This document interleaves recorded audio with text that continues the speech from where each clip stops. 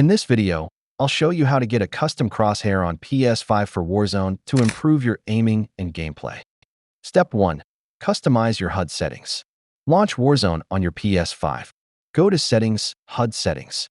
Adjust options like crosshair color, thickness, and opacity to make your crosshair stand out.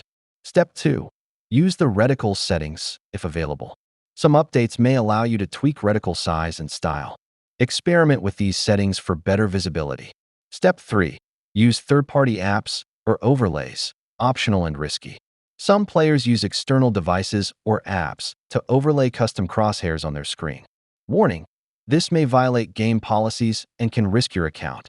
Use at your own risk. Step 4. Practice with the new setup. After adjusting your settings, jump into practice mode or a match to see how the new crosshair feels. Thanks for watching. If this helped, please like and subscribe for more Warzone tips and tricks.